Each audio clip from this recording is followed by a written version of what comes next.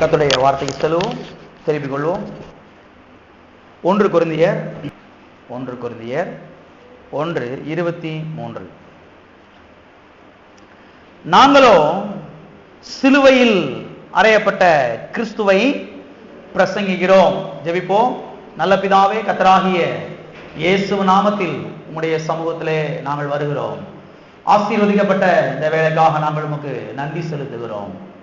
மனுஷன் அப்பத்தினால் மாத்திரமல்ல, கர்த்தருடைய வாயிலிருந்து புறப்படுகிற ஒவ்வொரு வார்த்தையினாலும் பிழைப்பான் என்று சத்திய வேதத்திலே நாங்கள் வாசிக்கிறோமே. தகப்பனே, உமக்கு ஸ்தோத்திரம். பிழைப்புக்கேற்ற வார்த்தைகளை இந்த கால வேளையிலே நீர் எங்களுக்கு அனுப்பியறள வேண்டும்படியா நாங்கள் ஜெபிக்கிறோம். இந்த வார்த்தைகள் எங்களுடைய உள்ளத்திலே வெளிப்பாடாய் வெளிச்சமாய் மாறட்டும். சத்தியங்களை எங்களுக்கு புரிய வைப்பீராக. எங்களுடைய மனதிலே உடைய வார்த்தைகள் சென்று பெரிய மாற்றத்தை ஏற்படுத்தட்டும். அவ்விதமாய் செய்கிறதற்காக உமக்கு ஸ்தோத்திரம். இயேசு நாமத்தில் பிதாவே, ஆமென். மறுபடியும் வாசிக்கிறேன், கவனிங்கள். நாங்களோ சிலுவையில் அறையப்பட்ட கிறிஸ்துவை பிரசங்கிக்கிறோம். ஆண்டவராக இயேசு கிறிஸ்துவை ஏற்றுக்கொள்ளாதவர்கள் இந்த கால வேளையிலே இருப்பில் என்று சொன்னால், ஆண்டவராக இயேசு கிறிஸ்துவை உங்களுடைய சொந்த இரட்சகராக, உங்களுடைய ஆண்டவராக, உங்களுடைய தேவனாக உங்களுடைய இல்லத்திலே நீங்கள் ஏற்றுக்கொள்ள வேண்டும். ஏற்றுக்கொள்ளும் பொழுது ஆண்டவராக இயேசு கிறிஸ்து உங்களை பாவத்திலிருந்து, சாபத்திலிருந்து, வியாதியிலிருந்து, தரித்திரத்திலிருந்து, கடன் பிரச்சனையிலிருந்து, எல்லாவற்றிலிருந்து அவர் உங்களை விடுதலை ஆக்குவார். பாருங்க, இந்த வசனம் சொல்லுகிறது, நாங்களோ சிலுவையில் அறையப்பட்ட கிறிஸ்துவை பிரசங்கிக்கிறோம். யாரை பிரசங்கிக்கிறோம்? கிறிஸ்துவை பிரசங்கிக்கிறோம். ஏன் சிலுவையில் அறையப்பட்ட கிறிஸ்துவை பிரசங்கிக்கிறோம்? சிலுவையில் அறையப்பட்ட கிறிஸ்து தான் எல்லா பிரச்சனைக்கும் பதிலாக இருக்கிறார். பாவ பிரச்சனைக்கு, சாப பிரச்சனைக்கு, வியாதி பிரச்சனைக்கு, தரித்திர பிரச்சனைக்கு, குடும்ப பிரச்சனைக்கு, திருமண பிரச்சனைக்கு, எல்லா பிரச்சனைக்கும் கிறிஸ்து தான் பதிலாக இருக்கிறார். எனவேதான் கிறிஸ்துவை ஒரு மனுஷன் ஏற்றுக்கொள்ள வேண்டியது அவசியமாக இருக்கிறது. எனவே உங்களுடைய நல்வாழ்வுக்காக, உங்களுடைய சமாதானத்துக்காக, உங்களுடைய விடுதலைக்காக, உங்களுடைய ரட்சிப்புக்காக, உங்களுடைய பாதுகாவலுக்காக, உங்களுடைய நல்ல எதிர்காலத்துக்காக ஆண்டவராய் இயேசு கிறிஸ்துவை ஏற்றுக்கொள்ளாதவர்கள் ஆண்டவராய் இயேசு கிறிஸ்துவை ஏற்றுக்கொள்ளுங்கள். அது மட்டுமல்ல, கடந்த பல வாரங்களாக God is our Father, தேவன் நம்முடைய தகப்பன் என்கிற தலைப்பிலே ஒரு தொடர் போதனையை நாம் ஞாயிற்றுக்கிழமை காலை ஆராதனையிலே நாம் பார்த்து கொண்டு வருகிறோம். அது மட்டுமல்ல, இப்பொழுது இதில் நம்முடைய தகப்பன் எப்படிப்பட்ட தகப்பனாக இருக்கிறார் என்பதை நாம் பார்த்து கொண்டு வருகிறோம். திருப்பிக் கொள்வோம். 2 பேதுரு 1:2. 2 பேதுரு 1:2. தேவனையும் நம்முடைய கர்த்தராகிய இயேசுவையும் அறிகிற அறிவினால் உங்களுக்கு கிருபையும் சமாதானமும் பெருக கடவது. இங்கே அப்போஸ்தலனாகிய பேதுரு என்ன சொல்லுகிறார்? பிதாவாகிய தேவனையும் கர்த்தராகிய இயேசுவையும் அறிகிற அறிவின் மூலமாகத்தான் நமக்கு, விசுவாசிகளாகிய நமக்கு, சபையில் இருக்கிற விசுவாசிகளுக்கு கிருபையும் பெருகுகிறது, சமாதானமும் பெருகுகிறது என்று சொல்கிறார். எனவே ஏன் நம்முடைய தகப்பனை நாம் அறிந்து கொள்ள வேண்டும் என்றால், நம்முடைய தகப்பனை அறிகிற அறிவின் மூலமாக தான் நமக்கு கிருபை பெருகுகிறது, நமக்கு சமாதானம் பெருகுகிறது, நமக்கு சுகம் பெருகுகிறது, நமக்கு ஆரோக்கியம் பெருகுகிறது, நமக்கு வெற்றி பெருகுகிறது, நமக்கு ஐஸ்வர்யம் பெருகுகிறது, நமக்கு ஞானம் பெருகுகிறது, நமக்கு தீர்க்காயுசு பெருகுகிறது, எல்லா விதமான ஆசீர்வாதங்களும் நமக்கு பெருகுகிறது. எனவேதான் ஒவ்வொரு நாளும் அப்பாவை அறிகிற அறிவுக்காக நாம் ஜெபிக்க வேண்டும். எதற்காக ஜெபிக்கிறோமோ, எதற்காக ஜெபிக்கவில்லையோ, இதற்காக ஒவ்வொரு நாளும் அடிக்கடி ஜெபிக்க வேண்டும். தகப்பனே, உம்மை அறிகிற அறிவினாலே என்னை நிரப்பும். இயேசுவே, உம்மை அறிகிற அறிவினாலே என்னை நிரப்பும். உம்மை அறிந்து கொள்ள என்னுடைய மனக்கண்களை திறந்தருளும். வேத வாக்கியங்களை பார்க்கும்படி, வேத வாக்கியங்கள் மூலமாக, இந்த வசனத்தின் மூலமாக உம்மை நான் காண என்னுடைய மனதை நீர் திறந்தருளும் என்று நாம் அடிக்கடி ஜெபிக்க வேண்டும்.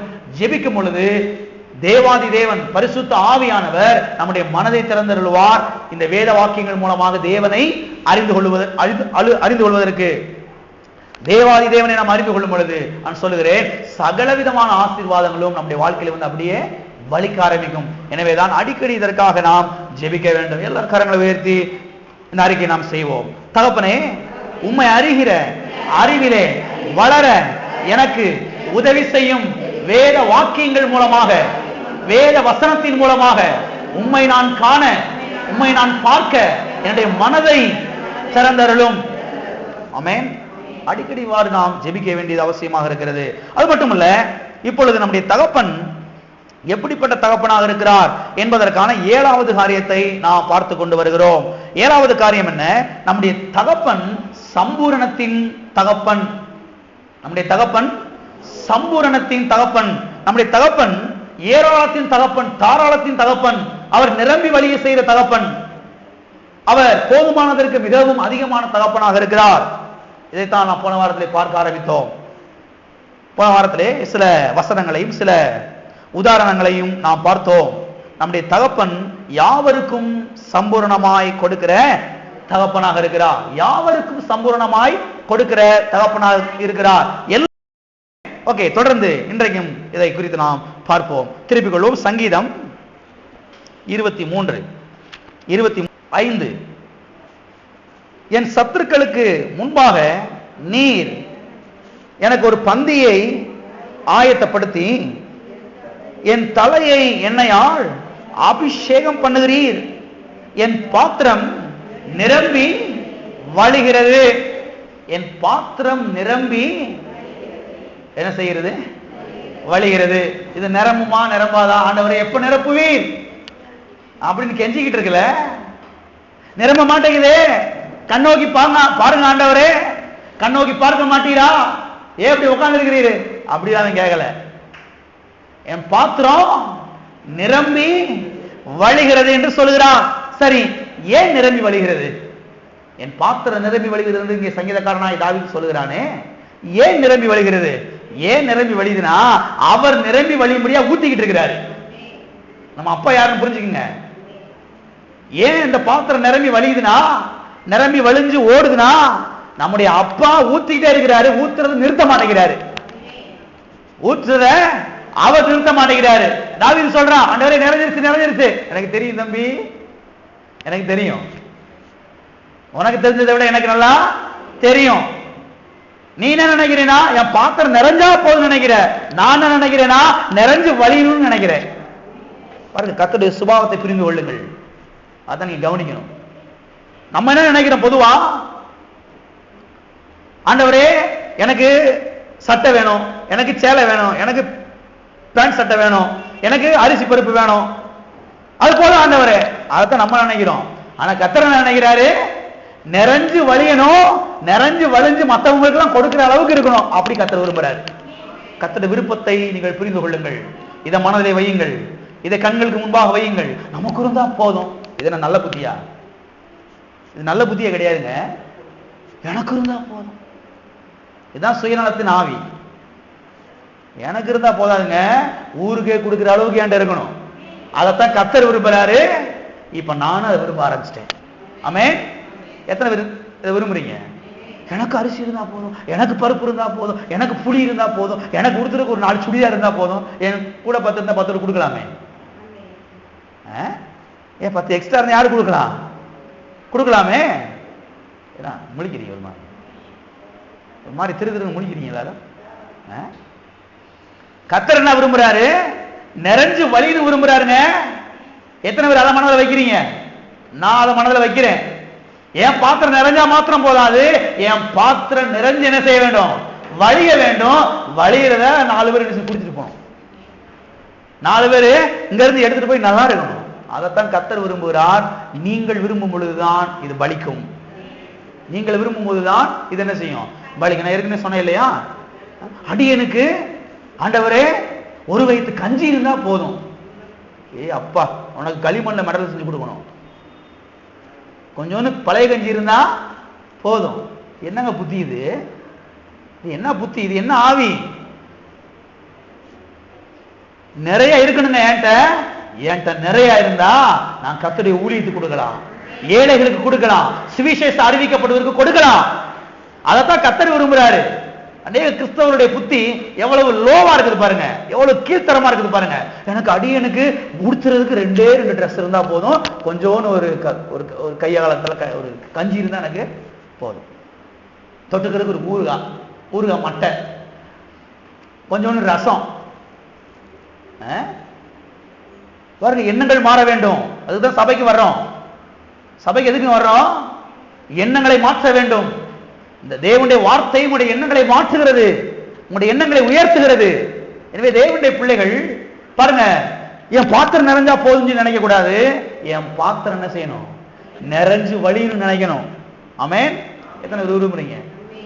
ஏதாவது கரங்களுக்கு சொல்லுங்க. என்னுடைய பாத்திரம் நிரம்பினால் போதாது, என்னுடைய பாத்திரம் நிரம்பி வழிய வேண்டும். ஆமென். வீட்டுக்கு போகும்போது சொல்லிக்கிட்டே போங்க, என் பாத்திரம் நிரம்பி வழியணும் ஆண்டவரே, என் பாத்திரம் நிரம்பி வழியணும். நிறைஞ்சா மாத்திரம் போதாது, அந்த நிறைஞ்ச அந்த எட்ஜுக்கு வந்தா போய் ஆண்டவர் இல்ல இல்ல இல்ல இல்ல, நிறைஞ்சு என்ன செய்யணும்? வழியணும் ஆண்டவரே. பாருங்க, எண்ணங்களை தளர்த்தி விட வேண்டும், எண்ணங்களை விசாலமாக்கி விட வேண்டும். எண்ணங்கள் விசாலமாகும் பொழுதுதான் வாழ்க்கை விசாலமாகும். எண்ணங்கள் குறிய எண்ணங்களா இருக்கும் பொழுது தேவனை நினைத்தாலும் உங்களை மேல தூக்க முடியாது. நீங்க ரட்சிக்கப்பட்டிருக்கலாம், நீங்க ஞானஸ்தானம் பட்டிருக்கலாம், நீங்க அபிஷேகம் பட்டிருக்கலாம், பெரிய பைபிள் வச்சிருக்கலாம், என்ன வேணா பண்ணலாம். எண்ணங்கள் விசாலமாகவில்லை என்றால் தேவனை நினைத்தாலும் உங்களை மேலே தூக்க முடியாது. திட்டமாய் தெரிந்து கொள்ளுங்கள். அநேக கிறிஸ்தவ விசுவாசிகள் ஏன் பாஸ்டர் இருந்த இடத்துல இருக்கிறாங்க? எண்ணங்கள் உயரவில்லை. 20 வருஷம் சபைக்கு போயிருக்காங்களே, எங்கள் பக்கத்து வீட்டுல பாவம் சாப்பாட்டுக்கு கூட வழி இல்லாம உட்கார்ந்து இருக்கிறாங்களே. புரிந்து கொள்ளுங்கள், அநேக கிறிஸ்தவ விசுவாசிகள் இந்த இடத்துல இருக்கிறாங்க, எண்ணங்கள் உயரவில்லை, எண்ணங்கள் விசாலமாகவில்லை. அப்படி அவங்க சபையில சொல்லிக் கொடுக்கறது கிடையாது. அதனாலதான் நல்ல சபைக்கு போகணும்னு சொல்றது. எனக்கு கஞ்சி போதும், எனக்கு ஊறுகாய் போதும், எனக்கு ரசம் போதும், அடி எனக்கு 2 கட்டம் தான் போதும். ஒன்னு உங்க கொடியில தொங்கிக்கிட்டு இருக்குது, ஒன்னு உடம்புல தொங்கிக்கிட்டு இருக்குது. உன்னைய வச்சு கத்துற என்ன செய்ய முடியும்? நான் கேட்கிறேன், உன்னைய வச்சு கத்துறால என்ன செய்ய முடியும்? ஒன்னும் செய்ய முடியாது. செத்தா பர்வத்துக்கு வந்து சேருவ போ, அவ்வளவுதான். இந்த பூமியில உன்னைய வச்சு கத்துற என்ன பண்ண முடியும்? உன்கிட்ட நிறைய இருந்தா எவ்வளவு காரியத்தை செய்யலாம் கத்தருக்காக. எத்தனைக்கு புரிகிறது? என் பாத்திரம் நிரம்பி வழிகிறது. ஏன் நிரம்பி வழியுது? அவர் நிரம்பி வழிபடியாய் ஊற்றுகிறார். நீ குறுக்க தடுக்காத. அநேக கிறிஸ்தவ விசுவாசிகள் இவங்க குறுக்க போய் தடுத்துக்கிட்டு இருக்கிறாங்க. போதும் ஆண்டவரே, போதும் ஆண்டவரே. கர்த்தரவே கையை பிடிச்சி தட்டி விட்டுறது. ஊத்தாதீங்க ஆண்டவரே, போதும் ஆண்டவரே சொல்லி கர்த்தர் சொல்றாரு, தட்டாத. உன்னை குறித்து வச்சிருக்கிற இந்த திட்டங்கள் நிறைவேற வேண்டும். உன்னை இந்த ஊருக்கே ஆசீர்வாதமா இருக்க முடியும் நான் விரும்புகிறேன். இன்னைக்கு ஒருவேளை சாப்பாட்டுக்கு வழி இல்லாம ஒரு சாதாரண நிலை இருக்கலாம். இன்னைக்கு இருக்கிற நிலைமை பார்க்காத. இன்னைக்கு ஒரு சின்ன வாடகை வீட்டுல நீ குடியிருக்கலாம், அதை பார்க்காத. என்னுடைய வார்த்தைகளை பார், இந்த வார்த்தைகளை பார். இந்த வார்த்தைகளை பார்த்து எண்ணங்களை விசாலமாக்கி விடு. எத்தனை பேர் இருக்கிறீங்க? எண்ணங்களை விசாலமாக்கி விடு. குறுகிய புத்தியெல்லாம் தூக்கி ஏறி வெளியில. இன்னைக்கு இருக்கிற நிலைமை பார்க்காத. இன்னைக்கு இருக்கிற அந்த சின்ன 4 அலுமினி சட்டியை பார்க்காத. சின்ன ஒரு அந்த ரெங்கு பெட்டியை பார்த்துக்கிட்டு இருக்காத. என்னுடைய வார்த்தைகளை பார், இந்த வார்த்தைகளை பார். இந்த வார்த்தைகளை பார்த்து உன்னுடைய எண்ணங்களை விசாலமாக்குவா என்று சொன்னால் உன்னுடைய பாத்திரத்தை நிரம்பி வழிந்து ஓட வைக்க முடியாது. நான் ரெடியா இருக்கிறேன். எனவே தேவனுடைய பிள்ளைகள் இதை சரியாக புரிந்து கொள்ள வேண்டும். தேவனோடு கூட கோஆபரேட் பண்ண வேண்டும். தேவனோடு ஒத்துழைத்து போக வேண்டும். தேவன் இப்படி போறாரா, நான் அப்படி போக போறேன். நான் ஆப்போசிட்டா போக மாட்டேன். தேவன் இப்படிதான் போறாரா, அப்படி நானும் செய்ய போறேன், போகிறேன். எனவே பாருங்க, பாத்திரம் நிரம்பி வழிகிறது. எனவே நம்முடைய தகப்பன் எதையுமே அவர் நிரம்பி வழியை செய்கிற தகப்பனாக இருக்கிறார். சுகத்தை நிரம்பி வழியை செய்கிற தகப்பனாக இருக்கிறார். சமாதானத்தை நிரம்பி வழியை செய்கிற தகப்பனாக இருக்கிறார். வெற்றியை நிரம்பி வழியை செய்கிற தகப்பனாக இருக்கிறார். ஐஸ்வரியத்தை நிரம்பி வழியை செய்கிற தகப்பனாக இருக்கிறார். பாதுகாவலை நிரம்பி வழியை செய்கிற தகப்பனாக இருக்கிறார். ஆமென். தெளிவா சொல்றேன், பணத்தை நிரம்பி வழியை செய்கிற தகப்பனாக இருக்கிறார். உங்கள்கிட்ட நிறைய பணம் இருந்தா என்ன பண்ணுவீங்க? நிறைய செய்யறாங்க கர்த்தருக்கு, ஊழியத்துக்கு, ஏழைகளுக்கு. நீங்க நல்லா இருக்கலாங்க, அதெல்லாம் விரும்ப வேண்டும். தேவனுடைய பிள்ளைகள் வசனத்தை பார்த்து நல்ல நல்ல காரியங்களை என்ன செய்ய வேண்டும்? விரும்ப வேண்டும். பாருங்க, இயேசு கிறிஸ்து சிலுவையிலே மரித்து போய்விட்டார். அவரை அந்த சிலுவையில இருந்து இறக்கி, அந்த சரீரத்தை இறக்கி கொண்டு போய் ஒரு கல்லறையில வைக்கணும், அடக்கம் பண்ணணும். அடக்கம் பண்ண எவ்வளவு பணம் தேவைப்படும்?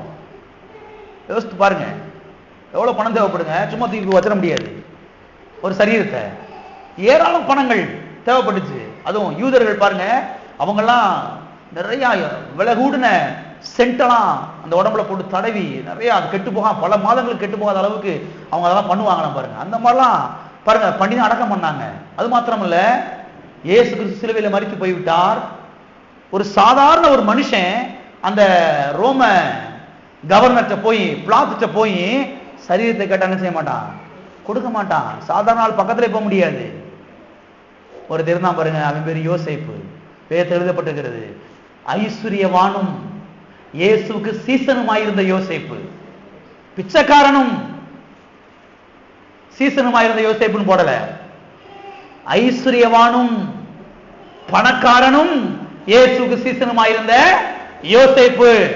அப்ப இயேசுக்கு சீசனா இருந்துகிட்டு ஐஸ்வர்யவான் என்ன செய்யலாம் இருக்கிற அநேக சபைகளிலே தவறா போதிக்கிறாங்க. நீ இயேசுக்கு சீசனா இருந்தா ஐஸ்வர்யவானா இருக்க கூடாது, ஐஸ்வர்யவான் யாரும் சீசனா இருக்க முடியாது. வேதத்தில் எழுதப்பட்டிருக்கிறது, இயேசுக்கு சீசனும் ஐஸ்வர்யவானுமா இருந்த யோசேப்பு தைரியமா போறான் அரண்மனைக்கு. பிளாத்துட்ட போய் கேட்கிறான், நான் இயேசு கிறிஸ்து சரீரத்தை அடக்கம் பண்ண போறேன், சரீரத்தை கொடுன்னு கேட்கிறான். உடனே கூப்பிட்டு கொடுக்குறான், நீ போய் எடுத்து அடக்கம் பண்ணு சொல்லி. சாதாரண ஒரு ஏழை ஆளு, ஒரு ஏழை ஒரு சின்ன குடிசைகளை இருக்கிறவன் போய் கேட்டா என்ன செஞ்சிருக்க மாட்டான், கொடுத்திருக்க மாட்டான். இதெல்லாம் மனதிலே கொண்டு வாருங்கள். அதனால தான் உங்ககிட்ட பணம் என்ன செய்ய நிறைய இருக்கணும். நீங்க நல்லா செல்வ சீமானா இருக்கணும். நீங்க இந்த தேசத்துல இந்த பட்டணத்துல உயர்ந்த ஆட்களா இருக்கணும். உயர்ந்த ஆளா இருந்தா பார்த்தாலே 10 பேர் பயப்படுவான். என்னங்க ஒண்ணுமில்லைன்னா ஒருத்தர் கூட மதிக்க மாட்டான் உங்களை. அதனால வார்த்தையை மனதில் வையுங்கள். வார்த்தையை மனதில் வைத்து எண்ணங்களை விசாலமாக்குங்கள். எண்ணங்களை தட்டி எழுப்பி விடுங்க. கர்த்தர் எப்படி போறாரோ அப்படி நான் போறேன். கர்த்தர் ஒரு பக்கத்துல போய்கிட்டு இருக்கும், நான் இங்கிட்ட ஆப்போசிட்டா போக மாட்டேன். கர்த்தாவுடைய வார்த்தை கீழ்படுகிற ஆண்டவரே. அன்னைக்கு பாருங்க, இயேசு கிறிஸ்துடைய சரீரத்தை கௌரவமா கொண்டு போய் அடக்கம் பண்ணான். கௌரவமாக அவ்வளவு அருமையா கொண்டு போய் அடக்கம் பண்ணான் பாருங்க. இவன் ஐஸ்வர்யவான இல்லைன்னா அப்படிப்பட்ட ஒரு கௌரவமான அடக்கம் அன்னைக்கு இயேசு கிறிஸ்துடைய சரீரத்துக்கு நடந்திருக்காது. மனதை கொண்டு வாருங்கள். நீங்கள் கௌரவமாய் இருக்கும்படி கர்த்தர் விரும்புகிறார். எத்தனை பேர் இருக்கிறீங்க? நீங்கள் கௌரவமாய் வாழும்படி, அல்ல அந்தஸ்தோடு இருக்கும்படியாக, அல்ல செல்வந்தரனாய் இருக்கும்படியாய் கர்த்தர் விரும்புகிறார். நீங்க விரும்புறீங்களா? அதான் கேள்வி. இப்ப கர்த்தர் விரும்புறாருங்க. இப்ப நீங்க விரும்புறீங்களா? நீங்க விரும்பலைனா நடக்கவே நடக்காது என்பதை திட்டமாய் தெரிந்து கொள்ளுங்கள். அவர் விரும்புறாரு, அவருக்கு எந்த பிரச்சனையும் கிடையாது. இப்ப நீங்க விரும்பணும். நீங்க அதுக்கு நேரம் எண்ணங்களை திருப்பணும். உங்க வாய் அதுக்கு நேரம் திருப்பணும். உங்களுடைய மனதை அதுக்கு நேரம் திருப்பணும். திருப்பலைனா இது பலிக்கவே பலிக்காது. எத்தனை பேர் இருக்கிறீங்க? பெரிய அபார்ட்மெண்ட் சொல்றாங்க, 100 மாடி 200 மாடி சொல்றாங்க. 200 மாடிக்கு மேல தண்ணி தொட்டி வச்சிருக்கிறாங்க, டேங்க், வாட்டர் டேங்க் வச்சிருக்கிறாங்க. அங்க தண்ணி நிறைய இருக்குது. நீங்க முதல் தளத்துல முதல் மாடியில் இருக்கக்கூடிய அந்த வீட்டுக்குள்ள இருக்கவங்க குழாயை திறக்கலைன்னா ஒரு சொட்டு தண்ணிக்குள்ள வரவே, தண்ணி 200 மாடிக்கு மேல இருக்குது, நிறைய டேங்க்ல ஏற்றி வச்சிருக்கிறாங்க. ஆனா இவங்க வீட்டுக்குள்ள தண்ணி வரணும்னா இவங்க குழாய் என்ன செய்யணும்? திறக்கணும். ஆண்டவரே உங்க கண்ணு இருக்கா காது இருக்கானா? நீ முத குழாயை தர, போய் நீ முத குழாயை தர. கண்ணு இருக்கா காது இருக்காங்க கேட்காத போத நீ கண்ணை திறந்து குழாய் என்ன செய்ய போய் தர. தேவன் என்ன சொல்லுகிறார் என்றால், உன்னுடைய பாத்திரத்தை நிரம்பி வழிய செய்ய முடியாது நான் விரும்புகிறேன். இப்ப நீ விரும்புறாயா? நீ விரும்பலைன்னா பலிக்கவே பலிக்காது. அநேக கிறிஸ்தவர்கள் இன்னைக்கு ஏழையா இருக்கிறாங்க, மறுக்க முடியாத உண்மை. அட்ட தரித்திரத்தில் இருக்கிறாங்க சில கிறிஸ்தவர்கள், ரட்சிக்கப்பட்டு ஞானஸ்தானம் பெற்று. காரணம் என்ன? இவங்க மனதை திறக்கிறதே கிடையாது, மனதை கத்திர திருப்புறதே கிடையாது. சர்ச்சில் இதெல்லாம் அவங்க சொல்லிக் கொடுக்கறதும் கிடையாது. இந்த பூமியில நம்ம ஏழையா இருக்கணும், இந்த பூமியில நம்ம பிச்சைக்காரனா இருந்தா தான் பரலோகத்துல கர்த்தர் நமக்கு என்ன செய்வார்? நிறைய தருவார்னு சொல்லி இவங்க சபையில போதிச்சு மண்டையில அடிச்சு இறக்கிட்டாங்க. உள்ள அடிச்சு இறக்கிட்டாங்க. ஆணி வச்சு சவத்துல வச்சு அடிச்சு இறக்குன மாதிரி, நீ ஏழையாரு, நீ ஏழையாரு, நீ ஏழையாரு அப்படின்னு அடிச்சு இறக்கிட்டாங்க. இப்ப ஆணியை பிடுங்க முடியல. அநேகர் இந்த இடத்துல இருக்கிறாங்க, ஏழைகளா இருக்கிறார்கள். காரணம் என்ன? மனதை வச்சு அடிச்சு இறக்கிட்டாங்க. புட்டிங் எரிஞ்சு கர்த்தருடைய எண்ணங்களை கொண்டு வந்து மனதில் என்ன செய்ய வேண்டும்? வைக்க வேண்டும். வைக்கும் பொழுதுதான் பாத்திரம் நிரம்பும். நிரம்பி என்ன செய்யும்? வழியும். கர்த்தருடைய நாமம் என்ன செய்யும்? மகிமைப்படும். எனவே நம்முடைய தகப்பன் எதையுமே நிரம்பி வழிய செய்யற தகப்பனாக இருக்கிறார். நம்முடைய தகப்பன் சம்பூரணத்தின் தகப்பனாக இருக்கிறார். ஆமென். எல்லாம் சொல்லுங்க, என்னுடைய தகப்பன் சம்பூரணத்தின் தகப்பனாக இருக்கிறார். ஆமென். ஓகே, வாசிப்போம். எபேசியர் 3ஆம் அதிகாரம். எபேசியர் 3 20. நாம் வேண்டிக் கொள்ளுகிறதற்கும் நினைப்பதற்கும் மிகவும் அதிகமாய் நமக்குள்ளே கிரியை செய்கிற வல்லமையின்படியே நமக்கு செய்ய வல்லவராகிய அவருக்கு. போதும். நாம் வேண்டிக் கொள்வதற்கும் நாம் நினைப்பதற்கும் மிகவும் அதிகமாய், எல்லாம் சொல்லுங்க, மிகவும் அதிகமாய், சத்தமா சொல்லுங்க, மிகவும் அதிகமாய். இந்த வசனம் என்ன சொல்லுது? நாம ஜெபிக்கிறதை விட, நாம நினைக்கிறதை விட, நாம கேட்கிறதை விட நம்முடைய தகப்பன் மிகவும் அதிகமாய் நமக்கு கொடுக்கிறார் என்று இந்த வசனம் சொல்லுகிறது. எனவே நம்முடைய தகப்பனை நாம் சரியாக புரிந்து கொள்ள வேண்டும். புரிந்து கொள்ளும் பொழுதுதான் நம்முடைய ஜெபத்துக்கு துரிதமான பதிலை நாம் பெற்றுக்கொள்ள முடியும். சில சமயங்களில் சில காரியங்களை கேட்கிறோம். கேட்கும் போதே எப்படி கேட்கிறோம்? இது கிடைக்குமா கிடைக்காதா, இது வருமா வராதா, இது நடக்குமா நடக்காதா, அப்படி கேட்கிறோம். ஆனா இங்க சத்தியவேதம் சொல்லுகிறது, நாம கேட்கிறத விட, நாம ஜெபிக்கிறத விட, நாம நினைச்சு பார்க்கறத விட, நாம கற்பனை செஞ்சு பார்க்கறத விட, நாம கனவு கண்டு பார்க்கறத விட மிகவும் அதிகமாய் நமக்கு என்ன செய்யறாரா?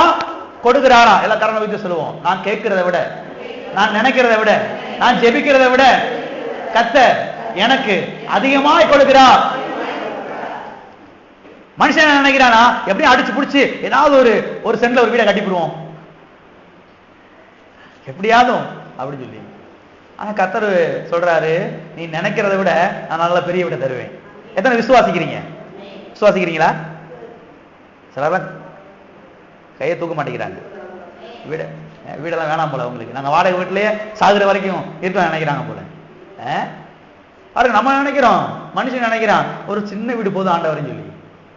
ஒரு 1.25 சென்ட்ல, ஒரு சென்ட்ல, 3/4 சென்ட்ல ஒரு சின்ன வீடை கட்டி இப்படியாதும் அப்படின்னு கர்த்தர் நினைக்கிறாருன்னா, நல்ல பெரிய வீடை நான் உனக்கு தர்றேன். நீ விசுவாசி. நீ நினைக்கிறத விட, நீ ஜெபிக்கிறத விட, நீ கற்பனை செஞ்சு பார்க்கறத விட நான் என்ன செய்வேன்?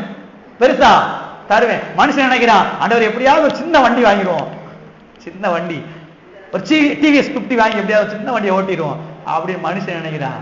கர்த்தர் சொல்றாரு, நான் அதை விட பெரிய வண்டியை தரேன், பெரிய வண்டியை தரேன். எப்படியாவது செகண்ட்ல ஒரு சின்ன காரை வாங்கிடலாம். கர்த்தர் சொல்றாரு, உனக்கு புது காரை, பெரிய காரை தர்றேன்.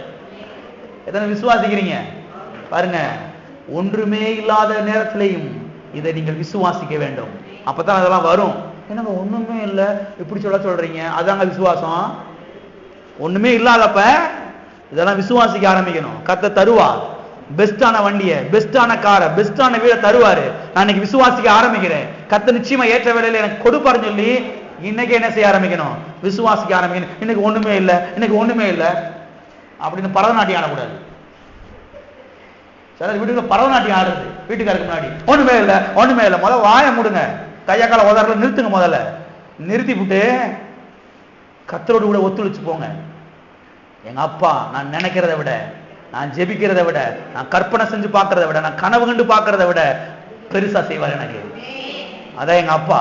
இந்த இடத்துக்கு வரணுங்க. எண்ணங்கள் விசாலமாக வேண்டும், எண்ணங்கள் மாற வேண்டும். எங்க அப்பா சம்பூரணத்தின் தகப்பன். எங்க அப்பா சம்பூரணத்தின் தகப்பன். ஒண்ணுமே இல்லாத நேரத்திலையும் இதெல்லாம் விசுவாசிக்க ஆரம்பிக்கணும். வீட்டுக்கு ஒண்ணுமே இல்லை, ஆமா உண்மை இல்லை, என்ன செய்யலாம்? என்ன செய்யலாம்?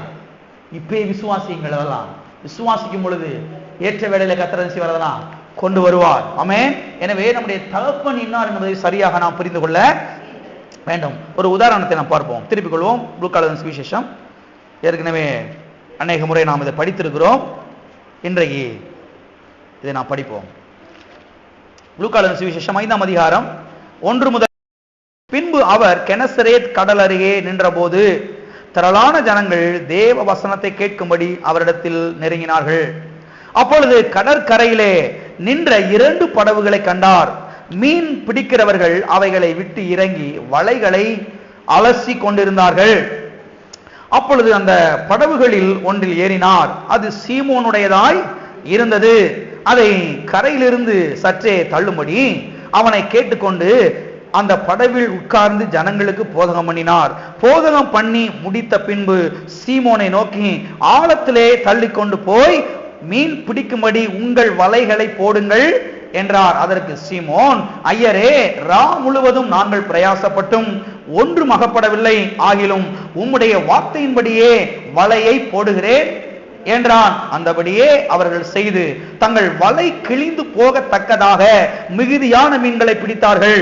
அப்பொழுது மற்ற படவில் இருந்த கூட்டாளிகள் வந்து தங்களுக்கு உதவி செய்யும்படிக்கு சைகை காட்டினார்கள். அவர்கள் வந்து 2 படகுகளும் அமிழத்தக்கதாக நிரப்பினார்கள். இந்த சம்பவம் உங்களுக்கு நன்றாக தெரியும். பேதுருவை கர்த்தர் மீன் பிடிக்கும்படியாக வலைகளை போட சொல்லுகிறார். எதை போட சொல்றாரு? வலையை போட சொல்லல, வலைகளை போட சொல்லுகிறார். ஆனால் பேதுருவோ வலைய போடுறான். அதான் சொல்றேன், வசனத்தின் மூலமாக உங்களுடைய எண்ணங்களை நீங்கள் விசாலமாக்க வேண்டும். எனக்கு போதும் ஆண்டவரே, எனக்கு போதும் ஆண்டவரே அப்படின்னா அவரை போதும் தான். இல்ல ஆண்டவரே எனக்கு போதுமானதுக்கு மிகவும் அதிகமான செய்யணும், இருக்கணும், 4 பேருக்கு கொடுக்குற அளவுக்கு என் வீட்டில் என்ன செய்யணும், எப்பயுமே இருக்கணும் அப்படின்னு விரும்பினா அதெல்லாம் ஏற்ற வேலையில எல்லாம் வந்து அப்படியே என்ன செய்யும், எல்லாம் கோத்துக்குறீங்க, எல்லாம் அமைஞ்சிடும். இங்க வந்து போதும் போதும்னா போதும் போதும் தான். போதாத அளவுக்கு இருக்கணும்னா போதாத அளவுக்கு நினைச்சு நிச்சயமா இருக்கும். ஆமென். எனவே பாருங்க, கர்த்தர் சொல்றாரு வலைகளை போடணும்னு சொல்றாரு. இவன் என்ன செய்யற, வலையத்தான் போடுறான். 6ஆம் வசனம் சொல்லுகிறது, வலை கிழிந்து போகத்தக்கதாக மிகுதியான மீன்களை பிடித்தார்கள். எத்தனை மீனை பிடிச்சாங்க? மிகுதியான மீன்களை பிடித்தார்கள். வலை கிழிந்து போகத்தக்கதாக. வலையை கிளியாமையும் கர்த்தர் பார்த்துக்கிட்டாரு. வலை கிழிஞ்சு என்ன ஆயிருக்கும், பிடிச்ச மீனெல்லாம் மறுபடியும் கடலுக்குள்ளேயே போயிட்டு இருக்கும். கர்த்தர் என்னென்னலாம் பண்றாரு பாருங்க, கர்த்தர் என்னென்னலாம் பண்றாரு பாருங்க. வலையை கிளியாமையும் பார்த்துக்கிறாரு, நிறைய மீன் என்ன செய்யறாரு, கொடுக்கிறாரு. ஆமென். மிகுதியான மீன்களை பிடித்தார்கள். சொல்லுங்க, மிகுதியான மீன்கள். 5-6 நண்டை பிடிச்சாங்க, 5-6 ஐல மீனை பிடிச்சாங்கன்னு சொல்லல, மிகுதியான மீன்களை பிடித்தார்கள். ஏன் மிகுதியான மீன்களை இவர்கள் பிடித்தார்கள்? மிகுதியான மீன்கள் வலையிலே வந்து சிக்கும்படியாக கர்த்தர் அந்த மீன்களுக்கு கட்டளையிட்டார். மீனுக்கே கர்த்தர் கட்டளையிட்டாரு, பேதுரு வலையை போடுவா, அனுப்பி மாட்டிக்க அப்படின்னு கர்த்தர் கட்டளை கொடுத்துட்டாரு. கர்த்தர் கட்டளை கொடுத்துட்டாரு. நான் சொல்லுகிறேன், கர்த்தர் உங்களுக்கும் சிக்க வைப்பார். என்னென்னலாம் கிடைக்கணுமோ அதெல்லாம் கர்த்தர் சிக்க வைப்பார். ஏராளம் பணங்களை கர்த்தர் உங்களுக்கு சிக்க வைப்பார். என்ன பாஸ்டர், மீனுக்கும் பணத்துக்கு என்ன சம்பந்தம் இருக்குது? இங்க மீன் தானே சிக்குன்னு போட்டிருக்குது, நீங்க நம்ம பணம் சிக்குன்னு சொல்றீங்க. கடல் ஓரத்தில் இருக்கிற எல்லாருக்கும் ஒவ்வொரு மீனும் ஒவ்வொரு பணம் மாதிரி. அவங்க மீனை தான் போய் வித்து பணமா மாத்துறாங்க. அவனுக்கு கர்த்தர் மீனை சிக்க வச்சாரு, உங்களுக்கு டைரக்டா கர்த்தர் பணத்தவே சிக்க வைப்பார். போங்க, விசுவாசிக்கிறீங்களா? இதெல்லாம் விசுவாசிக்கணுங்க. அநேக சபைகளிலே கர்த்தருடைய வார்த்தை கீழ்ப்படுத்தி நடந்தா, கர்த்தருக்கு பிரியமா நடந்தா பரலோகத்துக்கு போனாலும் சொல்லி தர்றாங்க. மீன் சிக்குன்னு யாரும் சொல்லி தர மாட்டேங்கிறாங்க. அநேக சபைகளிலே யார் சொல்லிக் கொடுக்கிற கிடையாது பாருங்க. அநேக சபைகளிலே கர்த்தரோட நெருங்கி பழகினா பரலோகத்துக்கு போலாம் பிரதர், மீன் சிக்கும் பணம் சிக்குன்னு யாரும் சொல்லி தர மாட்டேங்கிறாங்க. ஆனா இங்க ஒரு விஷயத்தை பாக்குறோம், கர்த்தரோட நெருங்கி பழகினா, கர்த்தருடைய வார்த்தை கீழ்ப்படிஞ்சா மிகுதியான மீன் சிக்கும், மிகுதியான பணங்கள் சிக்கும். கடல் ஓரத்தில் இருக்கிறவங்களுக்கு மீன் தான் பணம், மீன் தான் பணம் பண்ண செஞ்சாங்க, மாத்துனாங்க. எனவே கர்த்தர் பேதுருவுக்கு மீனை சிக்க வைத்ததை போல கர்த்தர் உங்களுக்கு மிகுதியான பணங்களை என்ன செய்வார், சிக்க வைப்பார். எத்தனை விசுவாசிக்கிறீங்க? வீடை கட்டுறதுக்கு, கல்யாணத்தை முடிக்கிறதுக்கு, எல்லாத்துக்கும் கர்த்தர் பணத்தை சிக்க வைப்பார். பிசினஸ் ஆரம்பிக்கிறதுக்கு, தொழில் ஆரம்பிக்கிறதுக்கு, வீடை வாங்குறதுக்கு, வண்டியை வாங்குறதுக்கு, காரை வாங்குறதுக்கு கர்த்தர் பணத்தை உங்களுக்கு சிக்க வைப்பார். எத்தனை விசுவாசிக்கிறீங்க? ஆமே. நான் டெய்லி சொல்லிக்கிட்டு இருக்கேன், ஆண்டவரே சிக்க வச்சதுக்காக உங்களுக்கு ஸ்தோத்திரம் ஆண்டவரே. பெரிய பெரிய பணத்தொகைகள், பெரிய பெரிய கட்டுகள் என் மடியில வந்து விழுகிறபடியா உங்களுக்கு ஸ்தோத்திரம். பொய் சொல்லலாம சொல்லிக்கிட்டு இருக்கேன் டெய்லியும். நான் உண்மையாவே சொல்லிக்கிட்டு இருக்கிறேன், நான் உண்மையாவே சொல்லிக்கிட்டு இருக்கிறேன். நிறைய பணங்கள் என் கையில வந்து சிக்கட்ட ஆண்டவரே. பெரிய இடம் வாங்கணும், சர்ச்சுக்கு பெரிய பில்டிங் கட்டணும். எத்தனை பேர் இருக்கிறீங்க? சிக்க வச்சதுக்காக உமக்கு ஸ்தோத்திரம். எனவே கர்த்தர் பேதுருவுக்கு மீனை சிக்க வைத்ததை போல கர்த்தர் உங்கள் ஒவ்வொருவருக்கு பணத்தை சிக்க வைப்பார். ஆமென். அது மாத்திரமல்ல, 7ஆம் வசனத்திலே பார்க்கிறோம், 2 படகுகள் அமிழத்தக்கதாக நிரப்பினார்கள். 2 படகுகள். எத்தனை படகு? ஏங்க 2 படகு தான் நிரம்புமா? அவன் இருந்தது 2 தானே. நான் என்ன சொல்றேன்னா, பேதுரு 100 படகை கொண்டு போய் நிறுத்தினானா 100 படகை கர்த்தர் நிரப்பியிருப்பார். 100 படகை கர்த்தர் செஞ்சிருப்பாரு, நிரப்பியிருப்பாரு. பாவம் பேதுரு 2 நிப்பாட்டிட்டான். நானும் நிச்சயம் 100 நிப்பாட்டி இருந்திருப்பேன். நான் நிச்சயம் 100 நிறுத்திருப்பேன். 100 நிரப்புங்க ஆண்டவரே. பேதுரு 2 தான் நிரப்பி, 2 தான் அவர்கிட்ட இருந்துச்சு போலப்பா வானகி. எனவே கர்த்தர் 2 படகை நிரப்புற தேவன் அல்ல. நம்ம எவ்வளவு நிறுத்துறோமோ அவ்வளவுத்தையும். இன்னைக்கு ஒரு சம்பவத்தை எடுத்து காமிக்கிறேன். பழைய ஏற்பாட்டுல ரொம்ப அற்புதமான சம்பவம். நம்மகிட்ட 2 தான் இருந்துச்சு, பேருட்டு 2 தான் இருந்துச்சு. அதனால 2 என்ன பண்ணாரு, பேருட்டு 100 படகு இருந்துச்சுன்னா 100 படகும் அமிழத்தக்கதாக நிரப்பிப்பாரு. சீக்கிரம் ஓட்டியா போட அமுற போது அப்படின்னே ஓடிட்டு வந்திருப்பாங்க. நம்முடைய அப்பா யார் என்பதை புரிந்து கொள்ளுங்கள். நம்முடைய தகப்பன் நிரம்பி வழியை செய்கிற தகப்பன், நிரம்பி வழியிற செய்கிற தகப்பன், போதுமானதற்கு மிகவும் அதிகமான தகப்பன், சம்பூரணத்தின் தகப்பன், ஏராளத்தின் தகப்பன், தாராளத்தின் தகப்பன். இந்த கல்யாணத்தை எப்படி நடத்த போறோம்? கர்த்தர் நிரம்பி வழியை செய்வார்.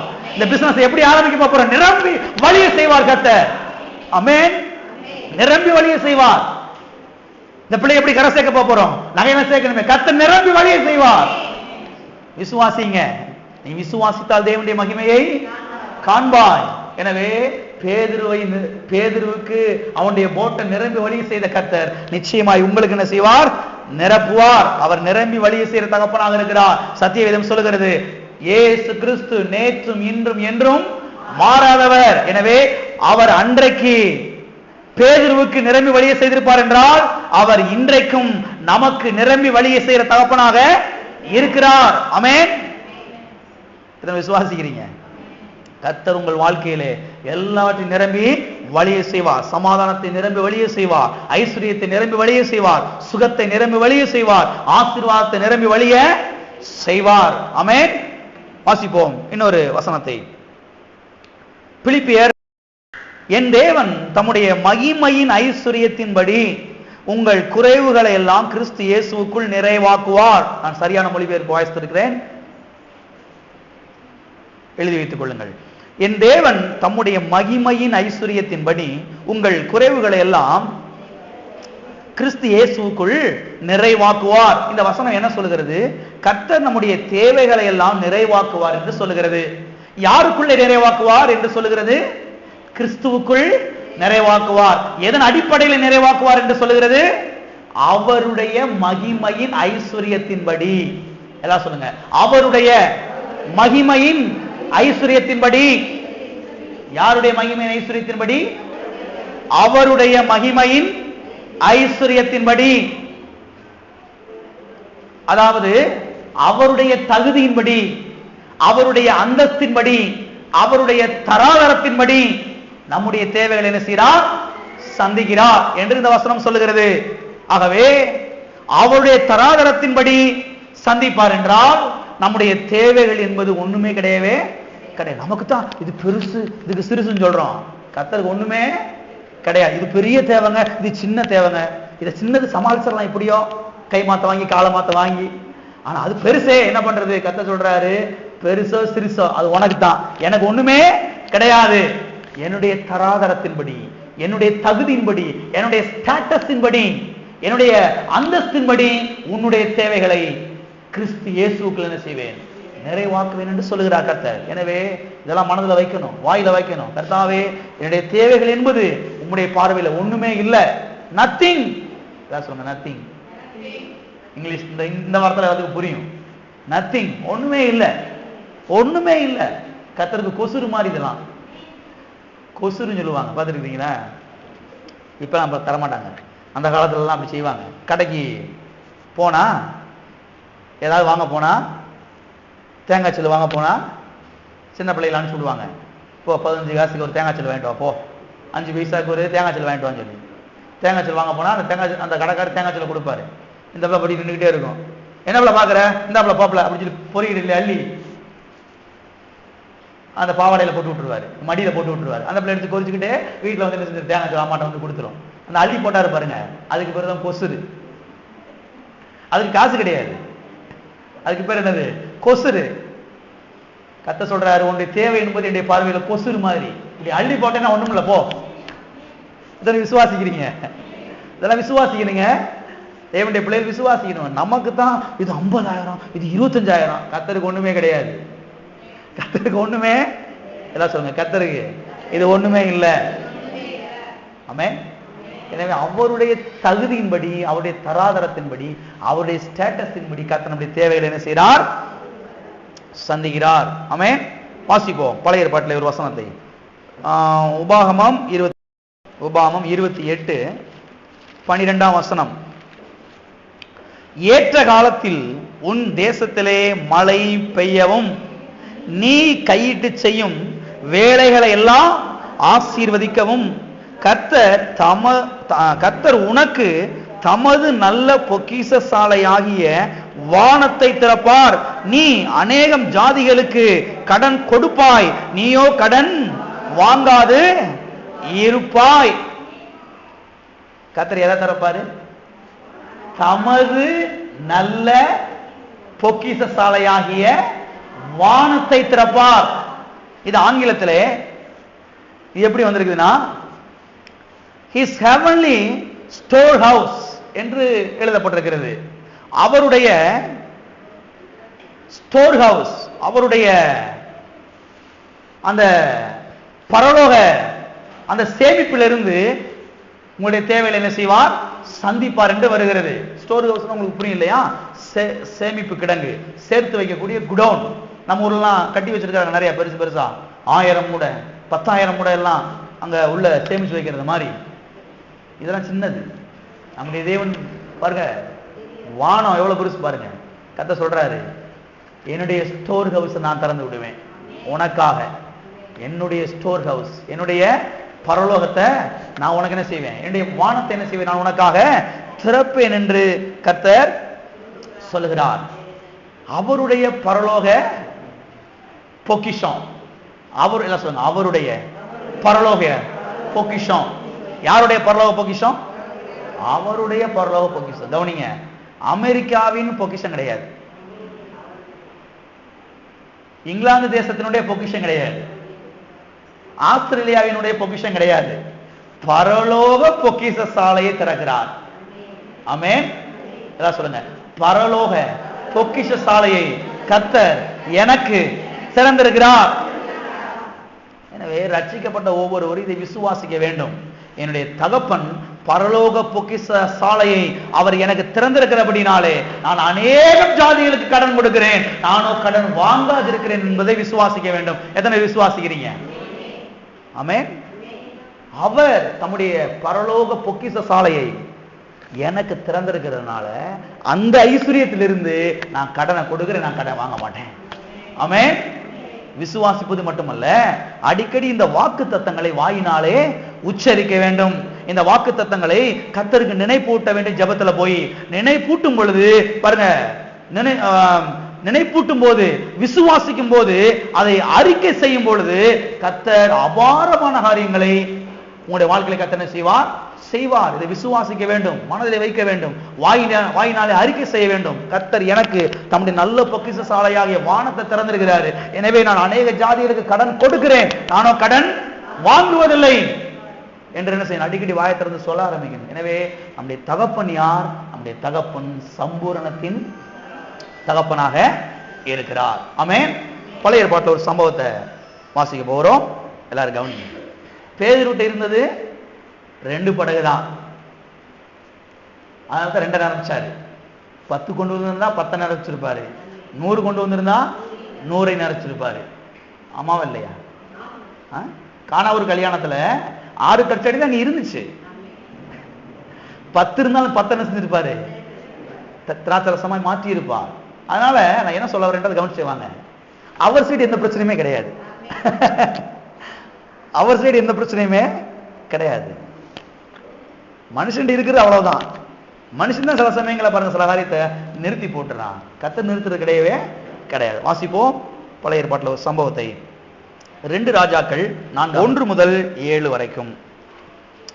தீர்க்கதரிசிகளுடைய புத்திரரில் ஒருவனுக்கு மனைவியாயிருந்த ஒரு ஸ்திரீ எலிசாவை பார்த்து, உமது அடியானாகிய என் புருஷன் இறந்து போனான், முத அடியான் கர்த்தருக்கு பயந்து நடந்தான் என்பதை அறிவீர். கடன் கொடுத்தவன் இப்பொழுது என் 2 குமாரரையும் தனக்கு அடிமைகளாக்கி கொள்ள வந்தான் என்றாள். எலிசா அவளை நோக்கி, நான் உனக்கு என்ன செய்ய வேண்டும்? வீட்டில் உன்னிடத்தில் என்ன இருக்கிறது சொல் என்றான். அதற்கு அவள், ஒரு குடம் எண்ணெய் அல்லாமல் உமது அடியாருடைய வீட்டிலே வேற ஒன்றும் இல்லை என்றாள். அப்பொழுது அவன், நீ போய் உன்னுடைய அயல் வீட்டுக்காரர் எல்லாரிடத்திலும் அநேக வெறும் பாத்திரங்களை கேட்டு வாங்கி உள்ளே போய் உன் பிள்ளைகளுடன் உள்ளே சென்று கதவை பூட்டி அந்த பாத்திரங்கள் எல்லாவற்றிலும் வார்த்து நிறைந்ததை ஒரு பக்கத்தில் வை என்றான். அவள் அவனிடத்திலிருந்து போய் தன் பிள்ளைகளுடன் கதவை பூட்டிக் கொண்டு இவர்கள் பாத்திரங்களை அவளிடத்தில் கொடுக்க அவள் அவைகளில் வார்த்தாள். அந்த பாத்திரங்கள் நிறைந்த பின் அவள் தன் மகன் ஒருவனை நோக்கி, இன்னும் ஒரு பாத்திரம் கொண்டு வா என்றாள். அதற்கு அவன், வேறே பாத்திரம் இல்லை என்றான். அப்பொழுது எண்ணெய் நின்று போயிற்று. அவள் போய் தேவனுடைய மனுஷனுக்கு அதை அறிவித்தாள். அப்பொழுது அவன், நீ போய் அந்த எண்ணெயை விற்று உன் கடனை தீர்த்து மீந்ததை கொண்டு நீயும் உன் பிள்ளைகளும் ஜீவனம் பண்ணுங்கள் என்றான். இந்த சம்பவம் உங்களுக்கு நன்றாக தெரியும். இங்கே ஒரு கைம்பெண்ணை குறித்து நாம் பார்க்கிறோம். இவளுடைய புருஷன் மரித்து போனாள். மரித்து போனது மட்டுமல்ல, ஏராளம் கடனையும் வச்சுட்டு போயிட்டாரு. அது மட்டுமல்ல, கடன் கொடுத்தவன் இவரிடத்துல வந்து என்ன சொல்லுகிறான் என்றால், ஒன்னு கடனை கொடு, இல்லைன்னா உன்னுடைய 2 குமாரரையும் கொண்டு வந்து பண்ணைக்கு வை என்று இந்த கடன் கொடுத்தவன் சொல்லுகிறான். இதன் மத்தியிலே தீர்க்கதரிசியாகிய எலியா அங்க வந்து வருகிறார். எலிசா வந்தபோது இந்த விவரங்களை எல்லாம் அவனிடத்திலே இந்த கைம்பெண்ணாக இருந்த இந்த பெண் சொல்லுகிறாள். அப்பொழுது எலிசா கேட்கிறான், உன் வீட்டிலே என்ன இருக்கிறது என்று கேட்கிறான். அதற்கு அவள் சொல்லுகிறாள், என்னுடைய வீட்டிலே ஒரே ஒரு குடம் எண்ணெய் இருக்கிறது, கிட்டத்தட்ட 25 லிட்டர் பிடிக்கிற அளவுக்கு ஒரு குடம் இருக்குது, அதுல எண்ணெய் நிறைய இருக்குது என்று சொல்லுகிறான். அப்பொழுது எலிசா சொல்லுகிறார், அநேக வெறும் பாத்திரங்களை கேட்டு வாங்கு. உன்னுடைய அயல் வீட்டுக்கார இடத்துல போய் உன்னுடைய உறவினர்கள் கிராமத்தில் இருக்கவங்கள்ட்ட எவ்வளவு பாத்திரம் வாங்க முடியுமோ அவ்வளவு பாத்திரத்தை வாங்கு, எவ்வளவு வாங்க முடியுமோ வாங்கு. வாங்கி கொண்டு வந்து வீட்டுக்குள்ள வச்சு கதவை பூட்டிடு. கதவை பூட்டிட்டு இப்ப அந்த ஒரு குடம் எண்ணெயை எடுத்து எல்லா பாத்திரத்துல என்ன செய்ய ஊத்து என்று சொல்லுகிறான். எலிசா சொன்னது போலவே இவள் என்ன செய்கிறாள். என்ன செய்கிறது? அங்கே பெருக்கெடுத்து வருகிறது. இந்த எண்ணெயை இவள் விற்று முதலாவது கடனை அடைத்து தீர்க்கிறாள். பிறகு மீந்ததை கொண்டு என்ன செய்கிறாள்? அவள் ஜீவனம் பண்ணுகிறாள். கவனிங்க, இந்த சம்பவத்திலே இங்கே நாம் காண்கிற காரியம் என்னவென்றால், நம்முடைய தேவன் நிரம்பி வழிய செய்கிற தேவனாக இருக்கிறார். நம்முடைய தேவன் போதுமானதற்கு மிகவும் அதிகமான தேவனாக இருக்கிறார். நம்முடைய தேவன் தேவைக்கும் அதிகமாய் சந்திக்கிற தேவனாக இருக்கிறார். நம்முடைய தேவன் தேவையை மாத்திரமல்ல, தேவைக்கும் அதிகமாய் சந்திக்கிற தேவனாக இருக்கிறார். நம்முடைய தேவன் கடனை மாத்திரம் அடைப்பதற்கு உதவி செய்கிற தேவன் அல்ல, கடனை அடைத்து மீந்ததை கொண்டு ஜீவனம் பண்ணுவதற்கு உதவி செய்கிற தேவனாக இருக்கிறார். எனக்கு புரிஞ்சு. சரியா கடனை அடைக்கிறதுக்கு கர்த்தர் பணத்தை தரல, கடனை அடைச்சு முடிச்சு மிச்சமும் ஏராளம் இருக்குது. ஏதாவது சொல்லுங்க, மிச்சமும் ஏராளம் இருக்குது. கடனை அடைச்சு முடிச்சு மிச்சமும் ஏராளம் இருக்குது. எல்லா கரங்களை ஊற்றி சொல்லுவோம், கடனை அடைச்சு முடிச்சு மிச்சமும் ஏராளம் இருக்குது. நல்ல வேளைக்கு ஆண்டவர் கரெக்டா என் தேவை சந்திச்சாரு. கரெக்டா சந்திச்சாரா? கரெக்டா சந்திச்சு மிச்சம் நிறைய என்ன செய்யுது இருக்குது. அதே எத்தனை விசுவாசிக்கிறீங்க? நம்முடைய தகப்பனியா, நம்முடைய தகப்பன் போதுமானதற்கு மிகவும் அதிகமான தகப்பனாக இருக்கிறார். பாருங்க, கடன் பிரச்சனை கடன் கொடுத்து பிரச்சனை பண்றான். கடனை கொடுத்து முடி, இல்லைன்னா அதுக்கு பதிலாக பசங்களை கொண்டு என்ன செய்ய, பண்ணைக்கு வை, சம்பளத்தை என்ன செஞ்சுக்கிடுவோம், கழிச்சுக்கிறோம் சொல்லிட்டு வர்றான். எப்படி இருக்கும் பாருங்க, யோசிச்சு பாருங்க. புருஷனும் இல்லை. கர்த்தர் பாருங்க அன்னைக்கு அற்புதமாய் இவருடைய தேவைகளை சந்திக்கிறார். தேவைகளை மாத்திரமல்ல, தேவைக்கு அதிகமாய் கர்த்தர் சந்திக்கிறார். ஒரே நாள்ல கடன் எல்லாம் முடிஞ்சு. ஒரே நாள்லங்க ஒரே ஒரு அற்புதம், கடன் எல்லாம் முடிஞ்சு. கடை மாத்திரமல்ல, இப்ப மிச்சம் நிறைய இருக்குது பிசினஸ் பண்றதுக்கு, வியாபாரம் பண்றதுக்கு, தொழில் ஆரம்பிக்கிறதுக்கு மிச்சம் நிறைய செய்து இருக்குது. இதுதான் நம்முடைய தகப்பன் என்பதை நீங்கள் புரிந்து கொள்ளுங்கள். நம்முடைய தகப்பன் தேவைகளை மாத்திரமல்ல, தேவைக்கும் அதிகமாய் சந்திக்கிற தேவனாக இருக்கிறார், தகப்பனாக அவர் இருக்கிறார். அது மாத்திரமல்ல, இந்த வேத பகுதியிலே நாம் கவனிக்க வேண்டிய இன்னொரு காரியம் என்னவென்றால், எண்ணெயை கர்த்தர் நிறுத்தவில்லை. உங்களுக்கு தெரியுமா? எண்ணெய இவ எடுத்து ஊத்துறா, அங்க அந்த 2 பசங்களும் நிறைஞ்சதெல்லாம் கொண்டு போய் ஓரத்தில் வச்சுட்டே வர்றாங்க. இவ ஊத்திக்கிட்டே இருக்கிறா, அவங்க அந்த 2 பசங்களும் கொண்டு போய் ஒருத்தன் பாத்திரத்தை வைக்கிறான், இன்னொரு பையன் எடுத்து நிறைஞ்சதை கொண்டு போய் வைக்கிறான். இவ ஊத்துறான். 3 பேருக்கும் வேலை நடந்துகிட்டு இருக்குது. இவ ஊத்துறா, ஒரு பையன் பாத்திரத்தை வைக்கிற, வெறும் பாத்திரத்தை, ஒரு பையன் கொண்டு போய் என்ன செய்யறான், நிறைஞ்சதை ஓரத்தில் வைக்கிறான். இப்ப நீங்க கவனிக்க வேண்டிய காரியம் என்னன்னா, இங்க என்ன வந்துகிட்டு இருக்கு இல்லையா, ஊத்த ஊத்த ஊத்த என்ன செஞ்சுட்டு இருக்குது, என்ன குடத்துக்குள்ள வந்துகிட்டே இருக்குது. நான் உன்கிட்ட கேட்கிறேன், கர்த்தர் நிறுத்தினாரா இல்ல வேற யாரும் நிறுத்தினாங்களா? என்ன அமைதி ஆயிட்டீங்க? என் பாத்திரம் நிரம்பி வழிகிறது. அவர் ஊத்திக்கிட்டு தான் இருக்கிறாரு. சில சமயம் நம்ம தான் நிறுத்தி போட்டுறோம், நம்ம தான் நிறுத்தி போட்டுறோம்.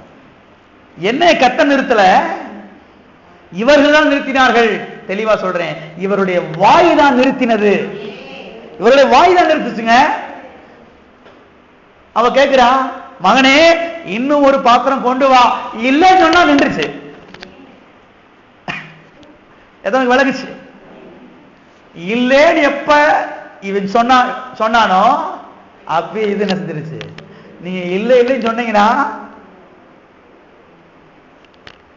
இல்லாமையே போயிடும். புரிச்சுக்குங்க. எனவே அவர் எப்போதுமே ஏராளமானவர் தான், தாராளமானவர் தான், சம்பூர்ணமாய் அவர் கொடுக்கிற தேவன் தான், நிரம்பி வழிய செய்கிற தேவன் தான். ஆனால் நம்முடைய வாய் தான் அநேக வேலைகள்ல ஆசீர்வாதத்தை தடுத்து நிறுத்திடுது. நம்ம தான் தவறா பேசி நிறுத்திடுறோம். கர்த்தர் பாருங்க, சில பெரிய காரியங்கள் நம்முடைய வாழ்க்கையில செய்யும்படியாக அவர் விருப்பம் வச்சிருந்திருப்பாரு. நம்ம பாருங்க, அவிசுவாசமா பேசி, தவறா பேசி, தேவனுடைய வார்த்தைக்கு ஆப்போசிட்டா பேசி, நம்மளே அதை குறுக்கு தடுத்து போட்டுருவோம். ஆமா, என்ன இந்த ஆண்டவர் ஒண்ணுமே செய்ய மாட்டேங்கிறாரு. கர்த்தர் அடுத்த நாள் செய்ய நினைச்சிருப்பாரு. அதை அந்த அடுத்த நிமிஷத்துல செய்யலாம் நினைச்சிருப்பாரு. அங்கனக்குள்ள விட்டுருவாங்க பாருங்க கோட்டையை. எத்தனை புரியுது? ஓட்ட பந்தயத்துல ஓடி வர்ற பையன் பக்கத்துல திரும்பி பார்த்துருவான் பாருங்க, அவன் முந்திரிவான் முன்னாடி.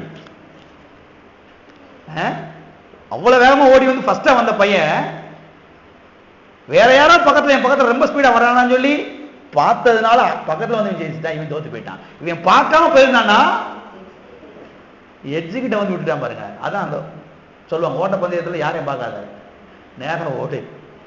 கவனிங்க, தேவனுடைய பிள்ளைகள் அநேக வேளைகள்ல பாருங்க அவருடைய வாயினாலதான் கெட்டு போயிடுறாங்க. கர்த்தர் பாருங்க பெரிய பெரிய காரியங்களை செய்ய முடியாது திட்டமிட்டு இருக்கிறாரு.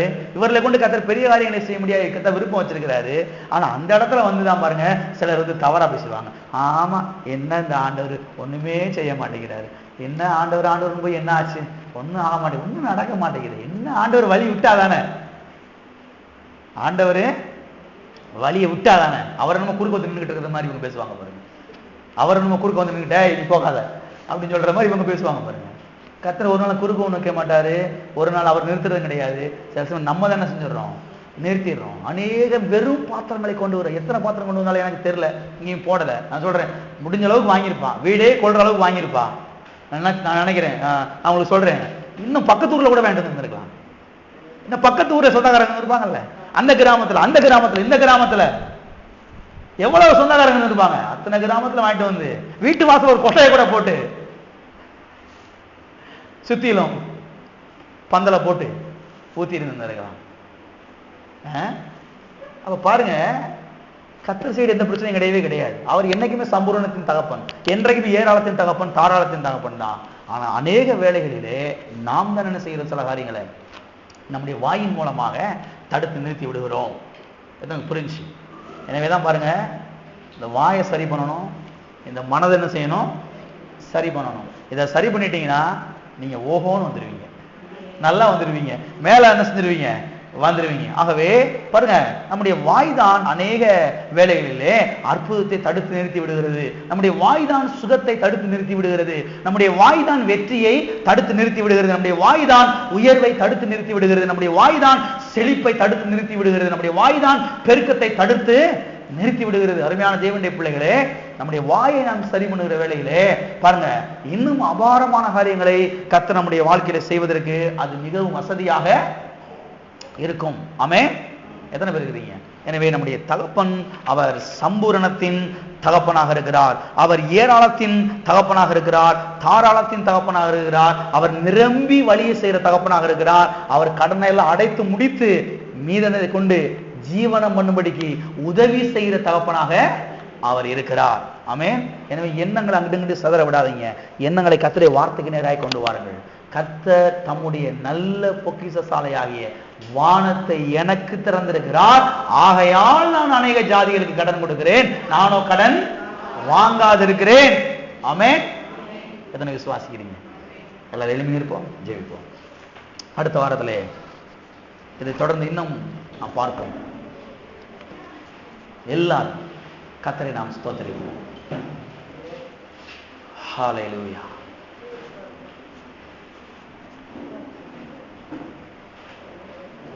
ஏராளமானவர், தாராளமானவர், சம்பூரணத்தின் தகப்பன், நிரம்பி வழியை செய்கிற தகப்பன், நிரம்பி வழியை செய்கிற தகப்பன், நிரம்பி வழியை செய்கிற தகப்பன். எல்லாரும் நம்முடைய எண்ணங்களை கர்த்தருக்கு நேராக திருப்புவோம். ஆண்டவரே, இந்த எண்ணங்களை இந்த வார்த்தை கொண்டு விசாலமாக்க எனக்கு உதவி செய்யும். குறுகிய எண்ணங்கள், தாழ்ந்த எண்ணங்கள் உயர எழும்பட்டும். ஆண்டவரே, உயர எழும்பட்டும், உயர எழும்பட்டும் கர்த்தாவே. இந்த எண்ணங்கள் உயர்ந்த எண்ணங்களாய் மாறட்டும். இந்த எண்ணங்கள் உயர்ந்த எண்ணங்களாய் மாறட்டும். இந்த வார்த்தையினாலே இந்த எண்ணங்கள் விசாலமாகட்டும். ஆண்டவரே, என்னுடைய எண்ணங்கள் விசாலமாகும் பொழுது என்னுடைய வாழ்க்கை விசாலமாகிறது. தகப்பனே, ஸ்தோத்திரம், ஸ்தோத்திரம். பாத்திரம் நிரம்பி வழிந்து ஓடும்படியாய் நீர் ஊற்றுகிறீர். ஆண்டவரே, நிரம்பி வழியை செய்வீராக. 10 பேருக்கு கொடுக்கிற அளவுக்கு நிரம்பி வழியை செய்வீராக. கர்த்தாவே, உமக்கு ஸ்தோத்திரம், ஸ்தோத்திரம், ஸ்தோத்திரம். ஆண்டவரே, இந்த வார்த்தை கொண்டு என்னோட நீர் பேசினீரே, உமக்கு நன்றி. உடைய நல்ல வார்த்தைகளுக்காக நன்றி, ஜீவனுள்ள வார்த்தைகளுக்காக நன்றி, சம்பூரணத்தின் வார்த்தைகளுக்காக நன்றி. ஆண்டவரே, ஓ உமக்கு நன்றி. நான் கடன் வாங்குறவனாய் இருக்கக்கூடாது, கடன் கொடுக்கிறவனாய் இருக்க வேண்டும். கடனெல்லாம் அடைத்து முடித்து கடன் கொடுக்கிறவனாய் நான் இருக்க வேண்டுமே கர்த்தாவே. ஓ உமக்கு நன்றி. ஒரே நாள்ல அன்றைக்கு அந்த விதவையினுடைய கடனை அடைத்து முடிக்க நீர் உதவி செய்தீர். ஆண்டவரே, மீந்ததை கொண்டு ஜீவனம் பண்ண உதவி செய்தீர். ஆண்டவரே, இயேசுவே, நீ நேற்றும் இன்றும் என்றும் மாறாதவராக இருக்கிறீர். ஆண்டவரே, ஒரே நாள்ல எல்லா கடனை அடைத்து முடிப்பதற்கு நீர் உதவி செய்கிற தகப்பனாக இருக்கிறீர். ஆண்டவரே, இதை நாங்கள் விசுவாசிக்கிறோம், நாங்கள் விசுவாசிக்கிற கர்த்தாவே. ஓ உமக்கு நன்றி, உமக்கு நன்றி, உமக்கு நன்றி. நல்ல பிதாவே, கர்த்தராகிய இயேசு நாமத்தில் உம்முடைய சமூகத்திலே நாங்கள் வருகிறோம். ஆசீர்வதிக்கப்பட்ட இந்த வேலைக்காக நன்றி. ஆண்டவரே, உம்முடைய ஜீவனுள்ள வார்த்தைகளுக்காக நன்றி. இந்த வார்த்தை கொண்டு எங்களோட நீர் பேசினீரே, அதற்காக நன்றி. நன்றி ஆண்டவரே. நீர் சம்பூரணத்தின் தகப்பன் என்பதை, நீர் ஏராளத்தின் தகப்பன் என்பதை, நீர் தாராளத்தின் தகப்பன் என்பதை, நிரம்பி வழியை செய்கிற தகப்பன் என்பதை வந்திருக்கிற பிள்ளைகளுடைய வாழ்க்கையிலே கர்த்தாவே நீர் வழிக்கு செய்ய வேண்டும்படியாய், உறுதிப்படுத்த வேண்டும்படியா நாங்கள் ஜெபிக்கிறோம் கர்த்தாவே. ஓ உமக்கு நன்றி, நன்றி ஆண்டவர். எல்லாவற்றிலையும் கர்த்தாவே நீர் நிரம்பி வழியை செய்வீராக. தகப்பனே, அவிதமாய் செய்கிறீர், அதற்காக உமக்கு ஸ்தோத்திர ஆண்டவரே, ஸ்தோத்திர ஆண்டவரே. மகிமை எல்லாம் தகப்பனே உமக்கே நாங்கள் கொடுக்கிறோம், இயேசு நாமத்தில்.